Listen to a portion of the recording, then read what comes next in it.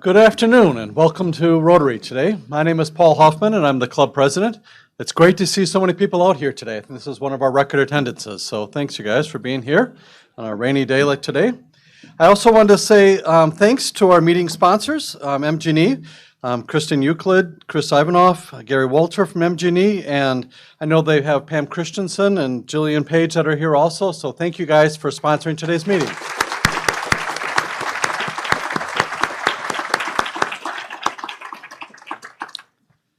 All right, so let's open our meeting by reciting our four-way test together of what we think, say, or do. Is it the truth? Is it fair to all concerned? Will it build goodwill and better friendships? Will it be beneficial to all concerned? Great, thank you for that. And please remain standing for our opening patriotic song. Heidi Frankson will lead us in singing My Country 'Tis of Thee with Jeff Bartell on the keyboard. And following music, our guests will be introduced by Robert Reed. Heidi?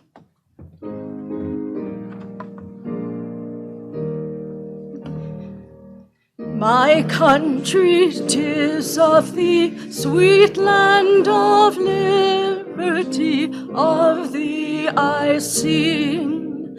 Land where my fathers died, land of the pilgrim's pride, from every mountainside, let freedom ring.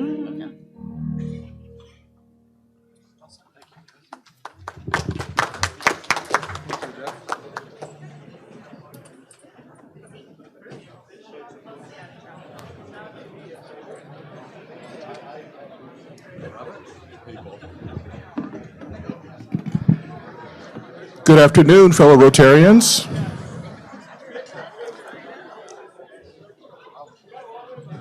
Good afternoon, fellow Rotarians. Okay, we're having fun being social today. That's much better. Good afternoon, fellow Rotarians. I'm here to present the guests who are visiting us today for our Rotary meeting, and so I will introduce their names, and if you would mind, please standing when I introduce your name and remain standing until the end where we can recognize you. It would be greatly appreciated. We have the visitor, Mr. Kyle Buckman, who's the guest of Ann Lucky. We have Pam Christensen, who's the guest of Chris Ivanoff. We also have Jillian Page, who also is the guest of Chris Ivanoff. We have Russ Johnson, who is the guest of John Garnetti. We have Tom Kaminsky, who is the guest of Andrea Kaminsky. We have James Nimke, who is the guest of Andrea Kaminsky and Melanie Ramey. We have Rodrigo Valdivia, who is the guest of Peter Gray. And we have two visiting Rotarians. One is Ted Miller, who is from the Fond du Lac Rotary Group and also the guest of West Sparkman. And we also have Harry Hamilton, who is in the Sun River, Oregon Rotary Club. Would you all welcome all the Rotarians, please?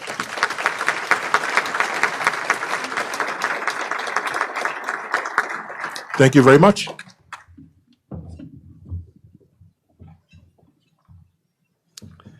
Thank you, Robert, and thank you to Heidi and to Jeff for the opening music. I appreciate that always. And today, my banker number is going to be the number 12. And what this number represents is at 12 noon each Tuesday, which is the deadline for us to make our reservations. All right, so if we plan on attending Wednesday Rotary meeting, like so many of you did this week, which is fantastic, we need to have our reservations by 12 noon. And I've had some members ask why they need to make a reservation, and I wanted to explain it a little bit. When we moved to the new membership dues system of members paying for only the meals that they attend, it means the number provided to the hotel is the number of meals that our club must pay for. prior to this new system, when members prepaid for all meals, even if they didn't attend, we had some room in the budget to cover the cost of the meals. And if the number of reservations was lower than the actual number of attendees, we would just use it up out of that budget. But with our new system, we need to have our reservation count be the same as what we pay out for our meals, so our club doesn't come out short on the meals that we get charged. So the office is making it as easy as possible to make a reservation. Hope you guys feel that way. I think they've done a great job. And you can use the link on the Friday or Tuesday morning reminder email, or just call or text the Rotary office by Tuesday noon and indicate that you're planning on attending. Thank you for your understanding. All right.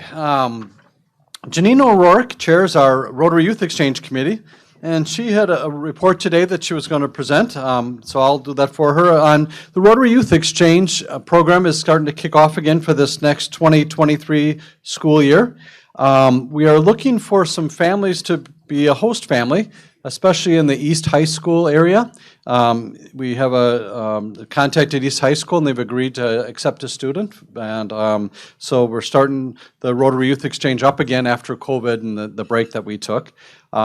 I think it's an incredible program. In fact, it's one of my favorite things about Rotary is Rotary Youth Exchange. Our family has hosted close to 32 students over the years. So thanks, yeah. Not all of them initially through Rotary, but my wife was a Rotary Exchange student, and so the families that she stayed with actually ended up being, a lot of those connections have ended up staying with us over the years. I'll give you a little interesting trivia point. If somebody, I heard Girl from Ipanema, Jeff, for playing. Thank you for the Brazilian connection there. But one of the host families that my wife was scheduled to stay with in Brazil, the young woman that was at the host, she was actually up in New York, one of the daughters of the family, and she didn't return, and so they ended up Sharon didn't move to that family. But that young woman ended up marrying Pelé.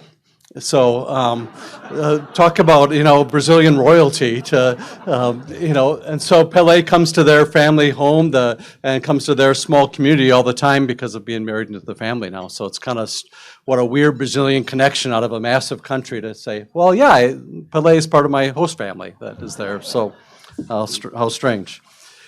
All right, so if you are interested in being a host family or you need more information on that, please talk to me or Janine O'Rourke or one of the committee members. That would be great. All right, Tim Stottleman chaired our Rotary International campaign that was held during the month of May, and he's going to come up and give us a final report. Tim? Thanks, President Paul. Last May, we held our 6th annual fund drive for the Rotary International Foundation.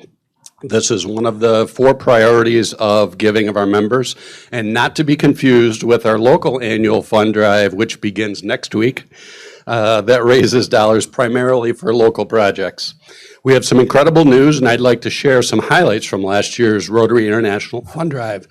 We raised $103,183.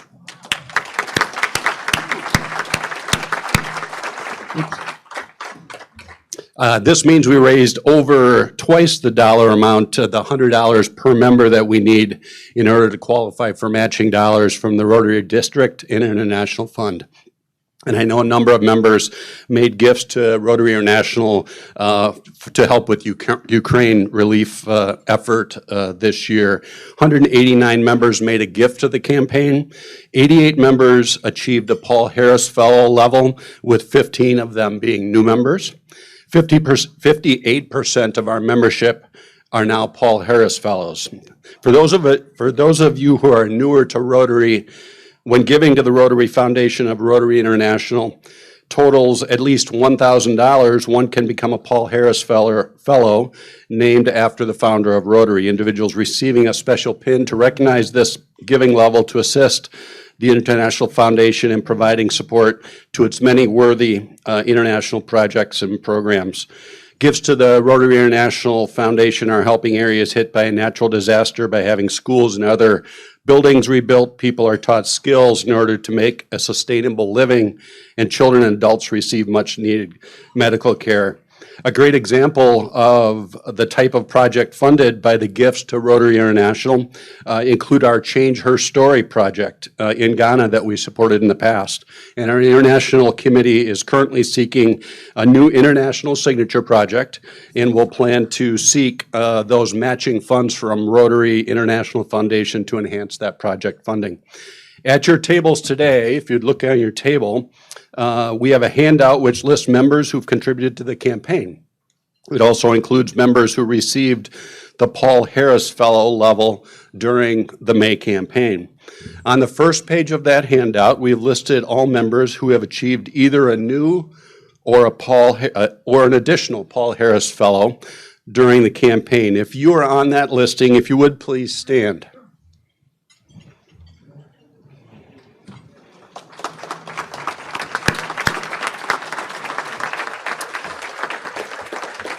On the second page then, and please do remain standing, on the second page is everybody who donated to the campaign this past year. So please, if you contributed to the campaign this year, please stand as well.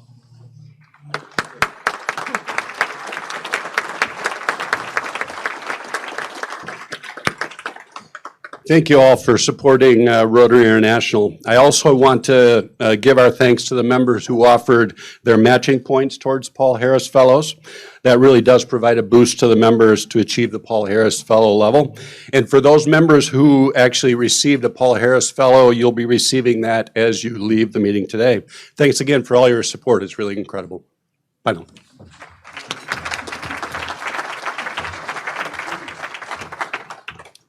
Thank you, Tim, and thank you for your continued leadership in the club. I really appreciate that. All right, we got a couple of quick reminders. Our Community Projects Committee will be collecting socks again. Remember, it's October at next week's meeting. So we encourage you to bring socks along next week to donate to Porchlight.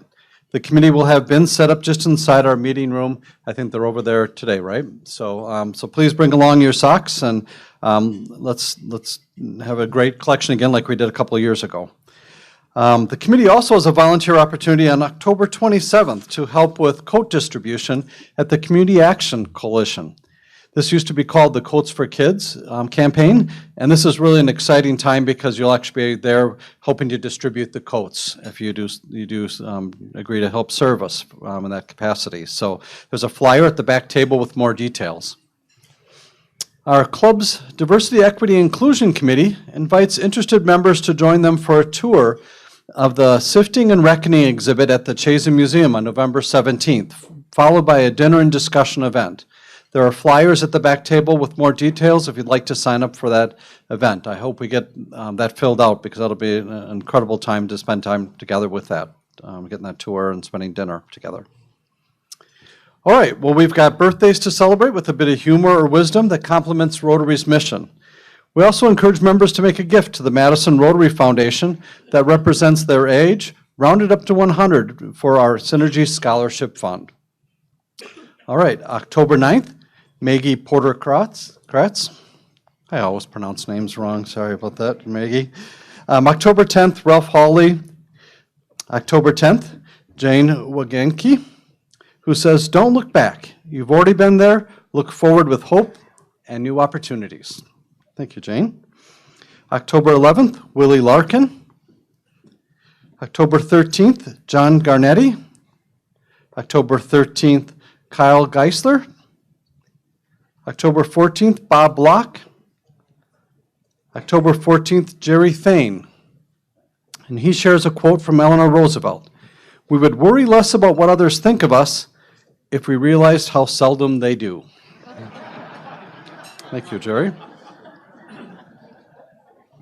And October 15th, Ariel Estrada.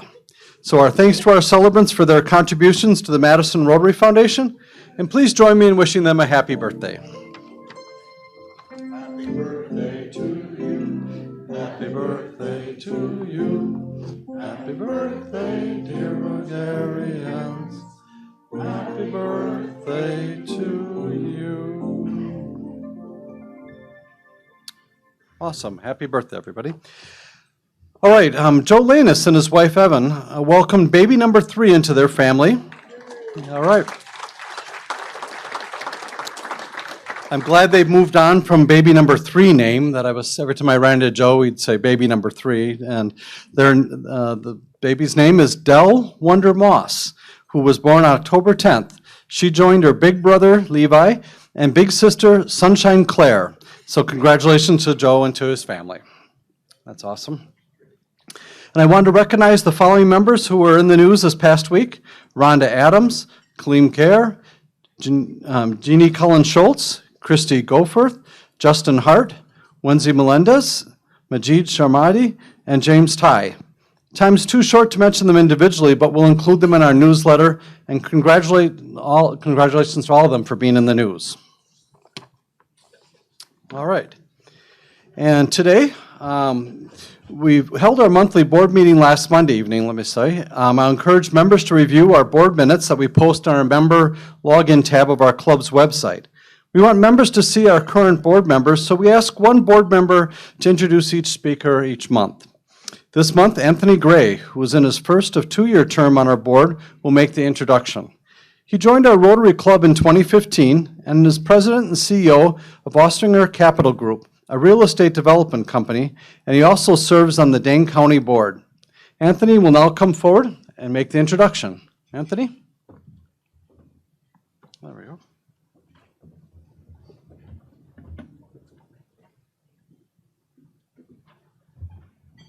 Good afternoon, fellow Rotarians. Today's speaker is Ian Robertson, who is the Dean of the UW College of Engineering since 2013. He received his bachelor's in applied physics from, and forgive me, Strathclyde University in Glasgow, Scotland, and a Doctor of Metallurgy from the University of Oxford in Oxford, England. He's the former Donald B. Willett Professor of Engineering at the University of Illinois and the Director of the National Science Foundation Division of Materials Research. He's the author of more than 240 research publications on material science topics and was named a Fellow of ASM International in 2009. Dean Robertson is going to provide us with an overview of the research activities at the College of Engineering, along with information on instruction and enrollment trends. We look forward to your presentation, Dean Robertson, and we have made a contribution to the Rotary International Polio Plus Fund in your name as a way of saying thank you for speaking to us today. I also want to mention that we will have Q&A with our speaker at the end of the session as time allows. But please wait for the microphone if you have a question. Now join me in welcoming the College of Education Dean, Ian Robertson, to our podium.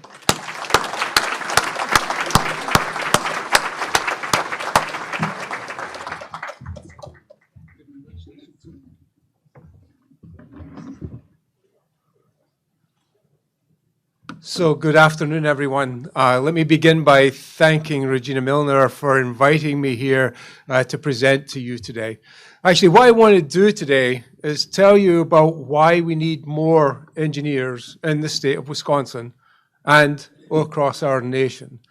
And then I'm going to show you some of the research that we do, tell you some of the new inventions that are coming out of the College of Engineering, and then I'm going to tell you about our plans for how we're going to bring more engineers into the state and into the nation.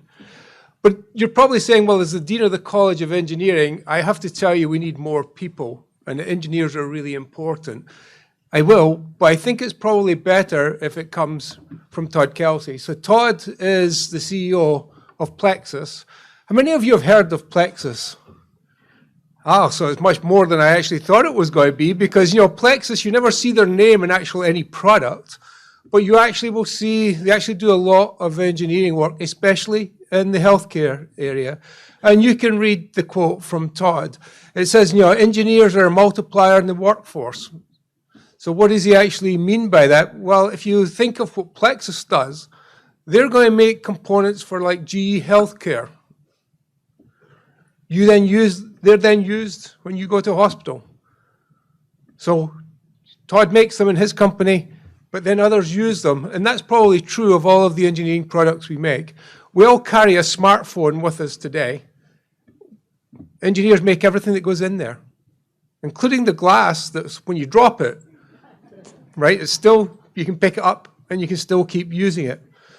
So Todd would also say that engineers are critical to make our economy grow. And we're going to show you some of that. So this is one of the reasons that, and Todd will tell you if he were here, or I was playing his video, that he would like to hire more Badger engineers. And he hires a lot from us every year, but he would like more. So why do people want more, and where do our Badger engineers go? Well, here's just a slide saying a snapshot of how many companies have been recruiting in the College of Engineering campus in the last year. You'll notice there's over 500 companies, not all Wisconsin, but nationwide, that come to our career fair. If you look at the jobs that are posted on our job site today, there's 16,000 engineering positions available. There's 3,000 of those jobs are for internships or co-ops. So a graduating senior, and we graduate about 1,000 per year, with 250 of that 1,000 going on for an advanced degree in law, medicine, business, engineering. So there's 750 students will be looking for employment. They're going to be looking at 13,000 jobs. State of Wisconsin alone, over 3,000 jobs. So we're a little bit short on what we're doing to make sure companies stay in Wisconsin or are attracted to our state. If you actually look at the quote there from one of the recruiters, and this tells you why they come back each year. They can go anywhere and get a good engineer. When they come to UW-Madison's College of Engineering, they know that year after year, they're going to get great engineers. The quality of our education is that high that companies will simply come to us and say, we want more of your engineers. There's also some data there that says that if you look at how much the demand is going to increase for engineers going forward, I think it says, what, 15% growth? And I'm going to tell you that College of Engineering at UW-Madison is stuck at graduating about 1,000 per year. 15% growth. So this is one challenge. So you may wonder, why do companies keep coming back to UW-Madison? So here's just some data from different sources. So our ranking at the undergraduate level, we're the 7th in the nation of public universities for producing engineers. It's not bad. If you look at the graduate level, we're 15th in the nation. Our research expenditures on an annual basis is over 100 million. If you look at how many patents we disclose to WARF on an annual basis, it exceeds 140 per year. It's more than any other unit in the entire UW-Madison. It's more than the, I like to say this because it's more than the med school. Hopefully Bob Golden's not coming after me because he might not like that. If you look at our job placement, we're 93% placement, and that's just because of the students that tell us where they've gone. I should have said their average starting salary is $67,000 plus. That's the average. I often get companies coming to me and saying, well, I came to career fair, didn't get anyone come and take my offer. Why not? Because most of them have already got a job offer by the time they start their senior year. They've got at least one job offer. So if you're coming just at the career fair to recruit one of them, you're a bit late to the table. So if you want to get partners with us, you need to partner with us when the students are freshmen. Right? Our students will be involved with projects from day one. If they're working with a company, there's a better chance that you will hire them at the end. So if you're from a company and you're wondering how you get engaged with engineering, talk to me afterwards and I'll be happy to tell you how you can get engaged with us. But this tells you why people coming back industries keep coming back to us year after year to hire our students. Now, you may wonder, is there demand from the student side? Do students want to be Badger engineers? So here's the sort of numbers that we have. The very top line that you see, that's the number of applications. You'll see the growth in the applications that we've seen in the last decade. This year, we had over 8,000 applications. If you look at the bottom one, you'll notice that that's my first-year class size. It's pretty constant, except for this year, and everyone knows UW-Madison had a great recruitment year this year. All the schools and colleges are seeing an increase. I was actually looking for maybe 1,200 students. I got 1,420. I will tell you today, I don't know where I'm going to put that extra 220, because accommodating the 1,200 was a challenge in itself. So you'll also notice that we've been relatively flat in the total number of undergraduates that we have within the college. That's the middle line that's there. And you may wonder, well, why don't I just grow it? The demand looks to be there, and I can guarantee you that the quality of that demand, the quality of the student, those 8,000 students, we could easily take 2,000 per year at the College of Engineering, and the quality would not decrease. Right? We really want 1,200. We're leaving 800 engineers per year not coming to UW-Madison. So why have I been holding it constant? We have a reputation to uphold, and that is we're going to produce superb engineers. If I don't produce superb engineers, the companies stop coming to recruit. And it's that quality of engineer they keep coming back. There's a limited amount of capacity. We're going to keep that quality exceptionally high because that's what people expect from us. So we could easily increase this, and I'm going to show you how we're going to do it and our plans to actually do it. So if you ask, how are we doing in comparison to other Big Ten, maybe a little bit beyond Big Ten, these are just the enrollment histories from 2015 to 2020. If you're having trouble reading it, Wisconsin is the very far right set of data. You'll notice we've been rather flat in our total enrollment. If you look at the others, if you look at Texas, Illinois, Michigan, they've all been increasing. Now, why is this worrying to me? Well, it's worrying because if I think of those companies are going to go to the universities where they can recruit and meet their recruitment needs in one trip. So if they can interview twice as many students at Illinois, Michigan, at Purdue, Ohio State as they can here, they're going to go there first. I don't think we should let that happen. So we need to increase just to remain competitive so that I can actually give and produce enough engineers to satisfy the demand within the state of Wisconsin. We're already hearing from companies that for the first time ever, they've had to recruit at Illinois, which is, as you heard, my previous place, or at Michigan State, Michigan. If they're starting to recruit outside, are we sure we can retain them in the state of Wisconsin? Part of my job is to make sure we produce enough engineers to keep them here and make them excellent companies. So some of the things that we've been doing that will get us prepared. The reason that we actually produce great engineers is the quality of education. That means that we also have to be at the forefront of research. So we've sharpened our research areas and we focused them in these 6 areas that you can see here. So energy is one. Energy sustainability would be one area. You're going to look at intelligent systems communications. So think of, we're talking 5G now. We think beyond that, you're going to be 6, 7, 8G. So we're working on those technologies. If you think of advanced materials, right, the glass in your cell phone is pretty tough these days, but that's because we've had innovations in that technology that give us those new properties of that glass.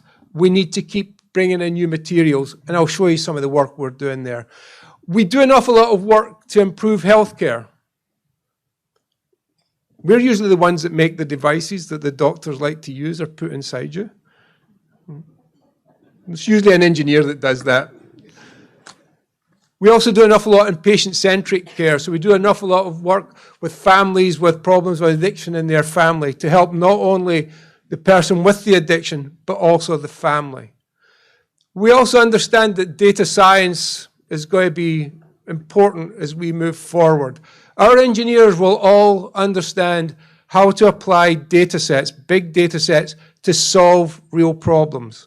It's something that we're doing at the research level. It's something that we're bringing in to the undergraduate level. If you think of autonomous systems, eventually we will be all in an autonomous vehicle. Right? We are building the sensors and the technologies that will enable us to be in those vehicles and drive in them safely. So that's part of the work that we do at UW-Madison. And these are our 6 research focus areas. It's dictated where we hire faculty. And what this means to our undergraduate education is these faculty who are in these areas at the cutting edge of it, they're teaching our students not only the stuff they need to know about today, but what's coming in the decades ahead. It's one of the distinguishing factors of our engineers. Our undergraduates are also in these research groups.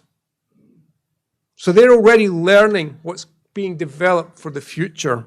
I think that's an important part of their education.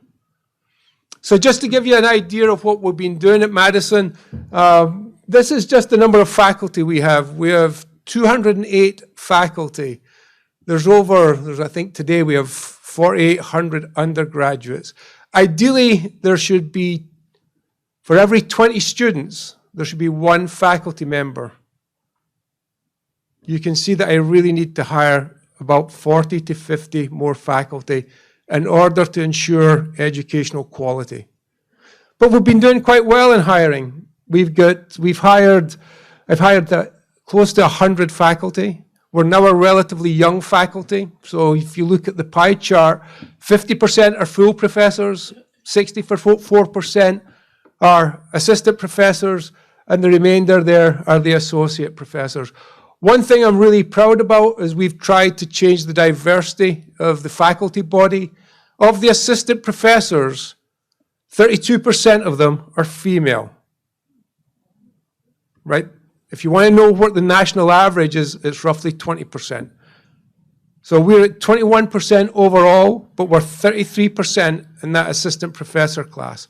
Our goal is to make sure that we stay at 33%, and the assistant professors, as they move through to be associate and full, we want to get to that 33% total female faculty in the College of Engineering. We will bring in the largest class of female undergraduates that we've ever had in our college. The percentage coming in this year is 30%. If I go back a decade ago, that was 20%. So we are working to change the diversity of the College of Engineering. So let me tell you a little bit about the research that we're doing and just some of the areas that I find absolutely fascinating. Now, we've seen a lot of information now about the CHIPS Act and thinking about next generation semiconductors. So one of the things that we've been doing is saying, well, Moore's Law is ending, it's slowing down. So we need to think of what's next in a semiconductor material. So the picture that you see that's labeled number 1, so on the far left, what that says is we're looking at putting a layer of graphene into semiconductor devices to make a new generation of semiconductors. This is a computer model to show that it can be done, but we've actually made the material, which is a big step forward as we think of next generation semiconductor materials. We also do a lot of work on the electric grid to make sure it's secure. We also try and make sure about and understand how you can put renewables and accommodate them into the grid. I think that's another area that we actually excel in. If I go down through a couple of the others, if I look at number 4, it shows a lot of car congestion. It's not there actually because of cars and the autonomous vehicles. It's there to actually remind me to tell you that we do an awful lot of work on catalysis. And so we are going to change what's in the catalytic converter so that the emissions coming out the tailpipe are less troublesome to the environment. Again, it's a new material discovery coming out of UW-Madison. It's done through computer simulations, and then we've made the material itself. If you look at the one below that, it's a picture of ITAR. So that's the fusion experiment in France. Now, one of the things I learned when I joined here 10 years ago, I learned that UW-Madison's College of Engineering is home to one of the world-class fusion science programs in the nation. It's just stunning what this group does. They compete with MIT. We have a fight about who's really leading. I think we win, but that's okay. But if you're looking where we're looking at next generation power, our fusion scientists are looking at the next generation of experiment. They'll be much smaller than the ITAR projects, more affordable, and they think, well, they're getting closer. If you're ever on our campus and want to come see what we're doing in fusion science, let me know and we'll take you around their labs and you can meet them. We also actually have one of the few plasma scientists who's a female. There's one in the country, and she's at UW-Madison. She picked us because of just the quality of the program that we had. She's great, and maybe one day you'll get her to come here and talk to you. She's spectacular. We're also doing work with NASA. You might not think there's much of a challenge of moving a vehicle around NASA or around the moon, but there is, right? You also have to take pictures. Your camera has to work, and you're really not sitting there. So it's an autonomous vehicle of sorts. So we're doing work that will actually move the rover around either the moon or around Mars and allow us to take images so we can explore what's in those spaces. How many of you fallen off a bike or hit your head on something? Yeah, we can all raise our hands. It did rattle our brains, rattled it quite a bit. If you do it too often, it's not good for you. One of the things that we have at UW-Madison is we have one of the leading authorities in brain trauma injury. He's an engineer, and what he's looking at is every time you take a hit in your head, what does that do to your brain? Why he's really looking at that is what he wants to do is produce better materials that will protect your brain from repetitive knocks. Now, we think of it more I do anyway, for going on my bike, but if you really think of the true application, it's to protect the people in our military. And that's what the picture of the brain is there. The top picture on the far right, hard to see, lots of little dots. It's actually a new material for a fuel cell. So one of the things that we're going to do is we're going to move you away from driving a gasoline-powered car. Well, first we'll take you probably to battery-driven, but there's not enough lithium for everybody in the world, even in the US, to drive an electric vehicle. There just isn't enough materials. So what's next? The next part's hydrogen. Yeah, everybody's going hydrogen. I remember those things blowing up, right? Are you sure that's where we're going? The answer is yes, I'm sure that's where we're going. We will never put batteries, or no, never. We will put batteries, but long term we'll go to hydrogen for all long-haul vehicles. So all of the trucks on the road will be hydrogen powered. If you're going on a ship, it's going to be hydrogen powered. Airplane, it's going to be a combination of hydrogen and electric battery. That's the future. Why is it important to Wisconsin that we're leading in this area? The Department of Energy today has out a $7 billion program. There will be 6 hubs across the nation for that $7 billion. Our goal is to make sure the Midwest region wins one of those hubs. And it's because of the quality of the faculty we have here. But again, if you want to get an expert to come and tell you about hydrogen and how it's going to change transportation, steel production, let me know, and we'll come back and we'll tell you about it. How many people have got sore knees or had problems with it? Yeah, we can all put up our hands again.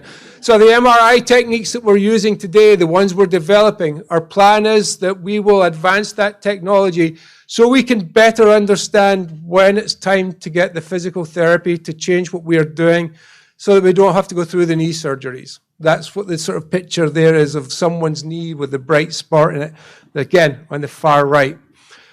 So here's a question for you. So I'm sort of still a faculty member, so I have to ask the class questions. Right, CO2 production. How much do you get if you're making cement? So if we're making cement, so I guess you get to Findorf here and say, if it's cement production for buildings, How much are you contributing to the CO2 products? I'm not going to ask you that. I won't make you that embarrassed. It's 6%. It's that much. It's actually more than transportation. It is major. More than transportation. So what are we doing? We have a young faculty member who's actually developed a way of making carbon neutral cement. So we are going to remove that carbon emission problem from the making of cement. This is just some highlights of the kind of work that's coming out of UW-Madison. So there's a reason why people want to come and study with us, why companies keep coming for our students. Our students do some of this work. But let me tell you about some of the things students do. I mean, engineers are not people who sit in the classroom. They do go through the classes, but to be an engineer, you actually have to get out and make things, build things. Okay, we break things too, but we tend to build things. So we want all of our students to do hands-on design that's practical and has an impact. So I want to take you and describe to you 2 student-led projects, not faculty-led, it's not research. This is done by our undergraduates. So we had the one on the far left is of a bicycle. It's a recumbent bicycle for a person with disabilities. It's a 2-seater, but it's nice and easy for the person with disabilities who would actually sit in the back of the bike to get in and out of it. They can either drive it with a person in front or by themselves. But it's a 3-wheeler, so it's got the extra stability. It's nice wide seats. It's a partnership between mechanical engineering and Trek Company to try and design a new type of recumbent bike. One of the things that our biomedical engineering students do, and I should tell you, first-year biomedical engineering students do this.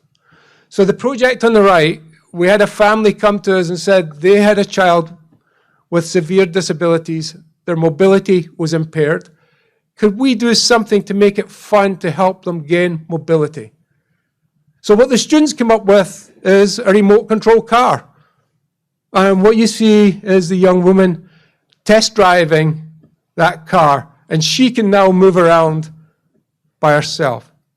Right? So we just adapted the car and made it so that she could get in and out and she could move it and control it. This, again, first year biomedical students. Not 4th year, first year.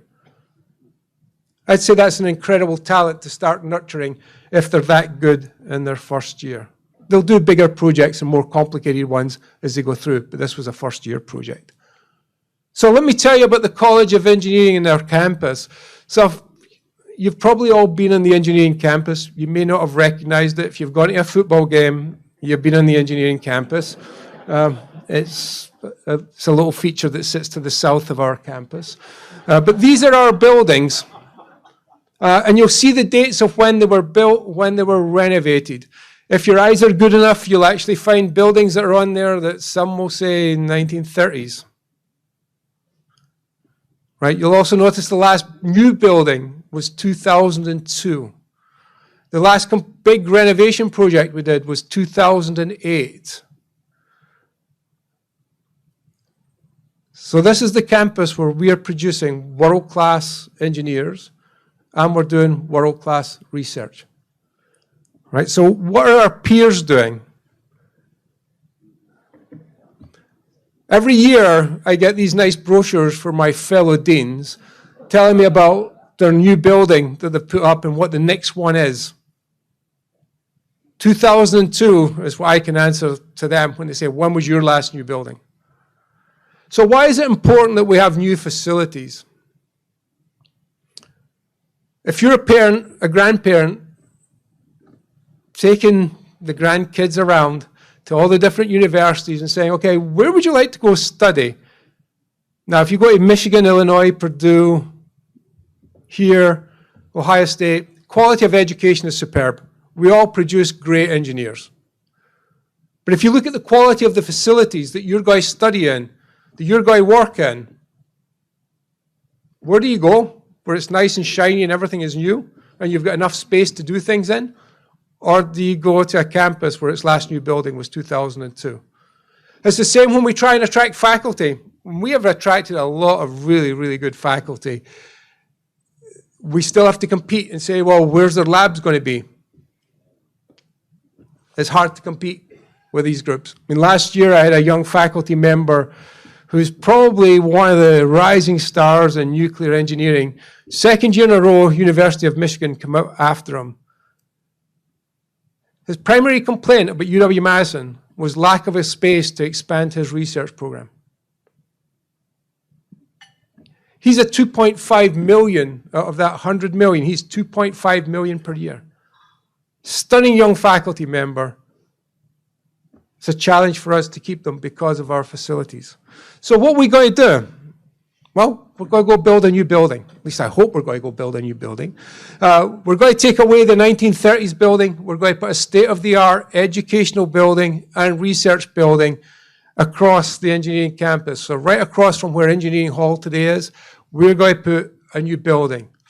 It's going to be a $355 million building. That's a huge building to be put on our campus. We will contribute $150 million to that $355 million. That will be done through private donations. It will give me 180,000 assignable square feet to bring in new instructional facilities, to bring in new research facilities. So what will I do with that? Well, our promise to the state is we'll grow to a total undergraduate body of 5,500, so a growth of 1,000. We'll also grow by another 400 at the graduate level. So 1,400 more students is what we'll grow. I was on a tour recently, and the legislator said, well, what would it take for you to be at 7,000 or 8,000, because that's where you said you need to be really competitive? I said, well, if he's got a spare $1 billion, we could start talking, because we need about 3 or 4 new buildings, much larger capacity, much better facilities.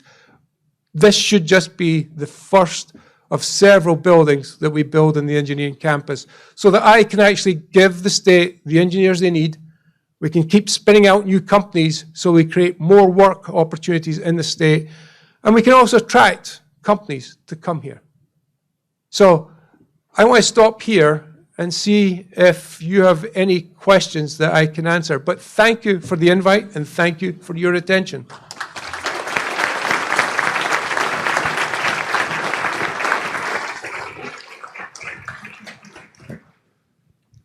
Hi, Dean. Thank you for coming. I'm the chief engineer for the Madison Metropolitan Sewage District, and we hire civil, environmental, electrical, and mechanical engineers from the UW. So thank you very much. It's great to have you close. As a matter of fact, this summer we had 2 interns from the UW, and we hired them before they even graduated because of the scarcity of engineers out there.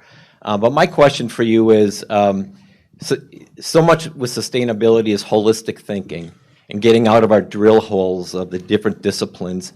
And I'm wondering how your thoughts on how engineers can have that holistic thinking and get outside of their practice and think with other types of practices.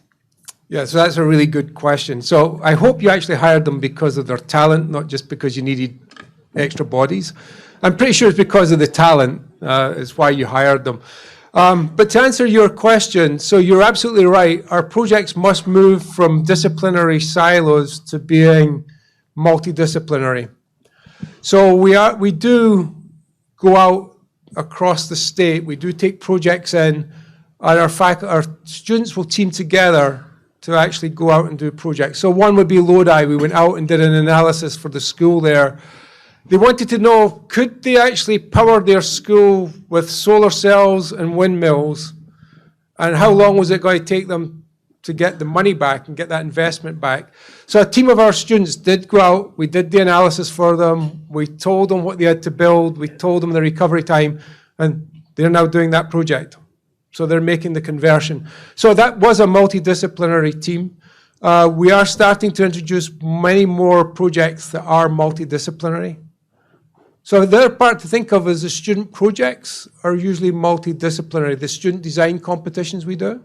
So how many of you came and saw the Hyperloop? So this was the Elon Musk challenge to put us all in a tube and fire us really quickly down the tube as we went from one destination to the other.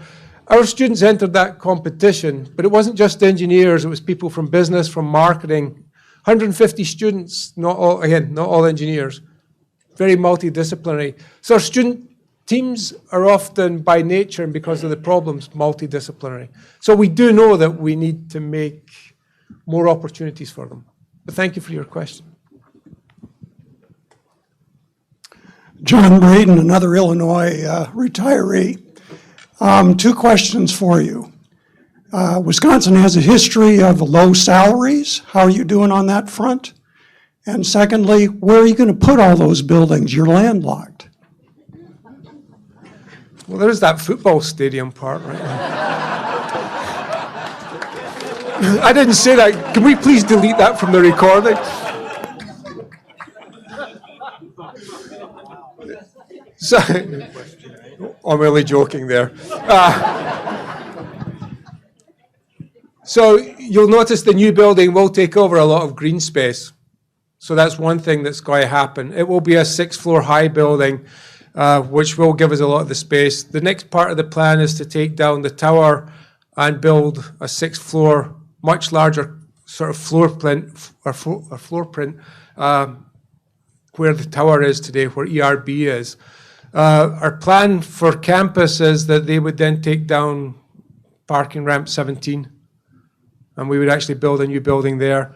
Our last building would probably be in the remaining green space that sits between Engineering Hall and the parking ramp.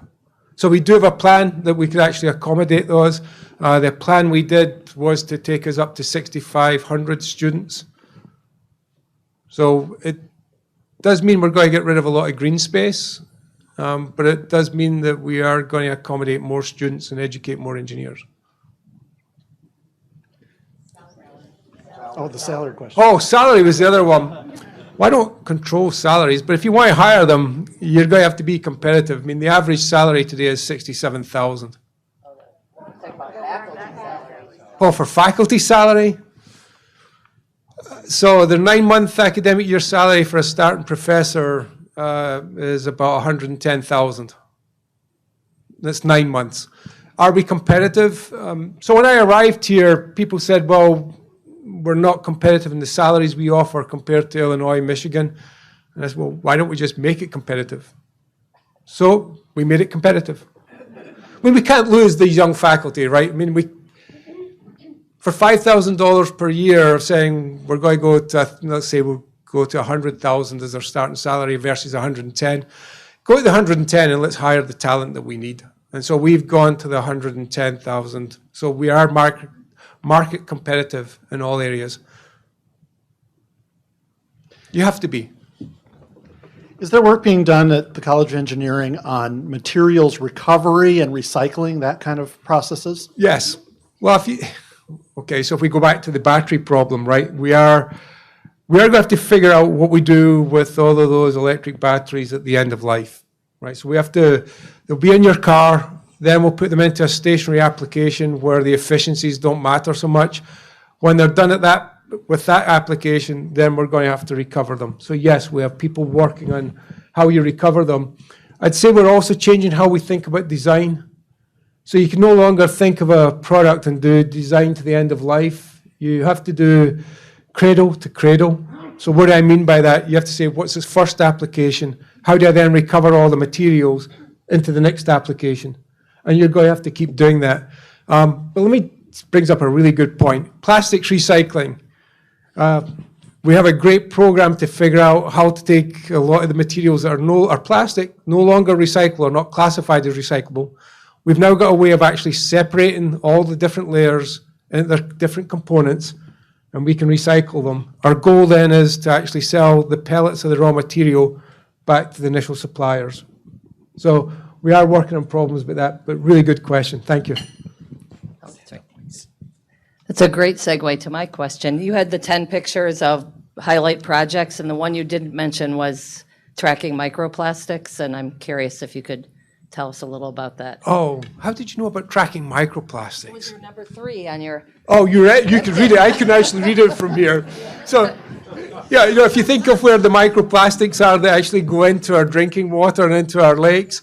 So one of the things that we're doing is, well, there's 2 parts to it. Is one, how do you, if you're doing the recycling or the breakdown, how do you stop them getting in, right? So we want to actually recycle all of them. The second part, if they're in our water, how do we take them out? So the work that we're doing is actually to take the microplastics out of the water supply. So yes, well, thank you for picking that one up. So if anyone didn't see that, did pick up in the other picture that was all cows. Yeah, so we do a lot of work with cows. We actually are putting devices inside them so that we can actually tell how well the cow is doing and how well the cow is feeling. Because if you've got a happy cow, apparently it's got a better digestive system. So there's less problem with gases that are generated. And so we're monitoring the cows to keep them happy. It's always a hard one to bring up, but that's actually that's what the picture of the cows was about. One more question here. I've got a compliment first. I've lived next to the School of Engineering for 19 years, the only block of Lathrop that's not student housing. And I can tell you in all the years, and there's so many engineering students that are neighbors, I've never had one incident with a student in the time I've lived there. So they're very, very respectful people. The work that you've been doing on the one building on University Avenue where all the scaffolding is that strictly just exterior type work, or has there been renovation going on inside that as well? No, so that's the renovation that you're talking about to mechanical engineering building. So there's a tuck pointing project that we have going on that one. So there's nothing on the inside for it. But thank you for the compliment about our students. You know, as engineers, we do have a professional standard to uphold. On day one, we tell our students that you're going to be an engineer. Here's the expectation to join the engineering profession. And by the way, you're also going to be a Badger engineer, so here's the other part that goes with it, because we have very high expectations of what Badger engineers will do, and they will be leading their profession. So I'm glad that you recognize what some of our students are not causing problems.